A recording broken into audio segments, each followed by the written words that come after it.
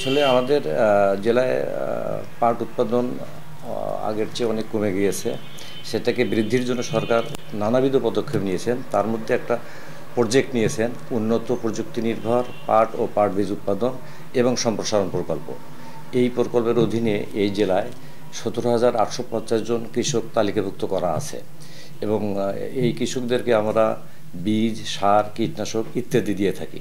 আমরা প্রতিজন কৃষককে 1 বিঘা জমির জন্য 1 কেজি বীজ দিয়ে থাকি এবং 12 কেজি সার দিয়ে থাকি। এছাড়াও তাদেরকে বীজ উৎপাদনের জন্য, এটা নাবি পাট বীজ উৎপাদনের জন্য তাদের 10% জমিতে প্রতিজন কৃষকের আমরা 200 গ্রাম বীজ দিয়ে থাকি এবং 12 কেজি সার দিয়ে থাকি এবং 50 মিলি কীটনাশক দিয়ে থাকি। এছাড়াও আমরা কৃষকদেরকে প্রশিক্ষণ দিয়ে থাকি। 75 জন করে একটা করে ব্যাচ করা হয়, বছরে 3 বার আমরা প্রশিক্ষণ দিই। এই 3000 কৃষককে পর্যায়ক্রমে আমরা প্রশিক্ষণের আওতায় নিয়ে আসতেছি।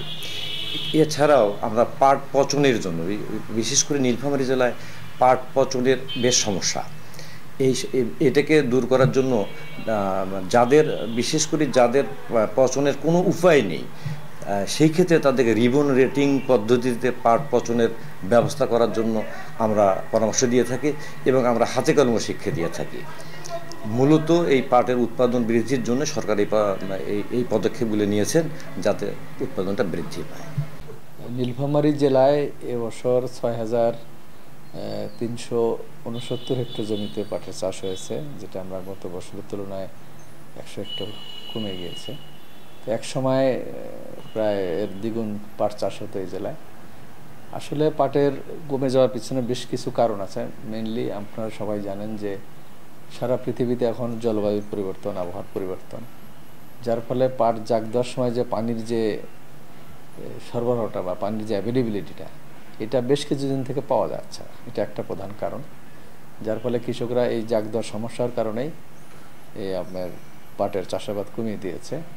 তারপরেও আমরা হিসাব করে দেখেছি বা অন্যান্য জেলা এবং এই বিভাগের 8টি জেলার মধ্যে আমরা হিসাবে দেখেছি যে নীলফামারীতে পাটের আবাদ অন্যান্য জেলার তুলনায় বেশি এবং বড় জেলা ইভেন দিনাজপুরের তুলনায়ও কিন্তু এখানে বেশি।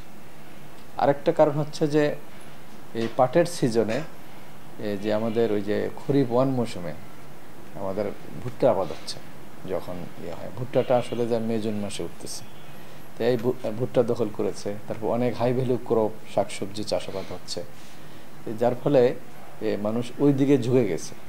আর ভুট্টা করার পিছনে যে যুক্তিটা হলো যে এখানে ফলনটা বেশি, দাম বেশি এবং বিক্রির নিশ্চিত একটা আছে। কিন্তু পাটের ক্ষেত্রে দেখা যায় যে খরচ করার পরে দেখা যাচ্ছে যে লাভটা কম হচ্ছে, কারণ এখানে ওইভাবে দামটা কিন্তু যেরকম পাওয়ার কথা সেভাবে সাধারণ কৃষকরা পায় না অনেক সময়।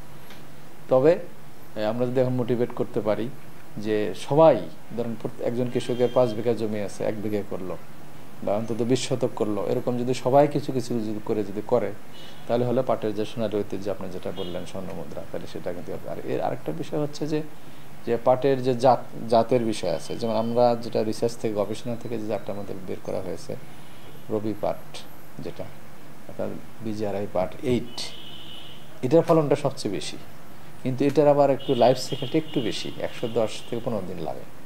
আর যে অন্যান্য জাতগুলার কিছু লোকাল জাত বা ইন্ডিয়াতে কিছু জাত আসে, ইন্ডিয়ার জাতগুলোতে আবার দেখা যাচ্ছে রোগবালাই বেশি, অনেক সময় ওইভাবে ডেভেলপ হয় না, ফলন কমে যায়। তাই আমরা রিসার্চে বলেছি যে আপনার নতুন জাত দেন, শর্ট ডিউরেশন কিন্তু ফলন বেশি। এটা যদি আসে তাহলে কৃষক কিন্তু এই উৎপাদনটা বেশি পাবে, তখন কিন্তু তারা করতে চাবে এই বিষয়গুলো। এটা নিয়েও তারা বলছে হ্যাঁ নতুন জাত আসতেছে, তারাও চেষ্টা করতেছে। বর্তমান পাটের আবাদ এই পানির সংকটের কারণে পাটের আবাদটা দিন দিন কমতেছে এবং পাটের যে বর্তমান পর্যায়ে যে খরচ, সে পর্যায়ে খরচ আমাদের উঠে না এবং পাটের লাভ হয় না। এই জন্য মানুষ বেশিরভাগে ভুট্টার দিকে আগ্রহী হচ্ছে, ভুট্টা কিছু লাভজনক বুঝতে পারবি তাই ভুট্টার খেতে দৌড়াচ্ছে। আগের বেলায় 5 দন মাটি পাট আবাদ করছি, আকাশের বৃষ্টি নাই, বৃষ্টির জন্য এইবার আমরা কমে দিছি, 1.5 দন মাটি পাটা ফেলেছি। এইবার যে কিষানের খরচ 1 দন মাটি কাটতে 7,000 5,000 টাকা লাগে, পোষায় না, না পোষাইলে কেমন করি এখন নিজের আখার জাল দেওয়ার জন্য অল্প করে খেলে হালকা করে যাচ্ছি। পোষানি কী সমস্যা, পোষানি ওই তো মানে রোগ পোকা ধরেছে পাট হতে, এই জন্য ভুট্টার আবাদ করছি, ভুট্টা ফেলাছি এই বছর।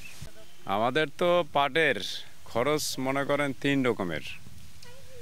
একটা হলো সর্বপ্রথম ফেলানি, তারপরে হলো কাটানি, তারপরে আবার ধোয়া। তাতে তো আমাদের পোষায় না, বুঝছেন।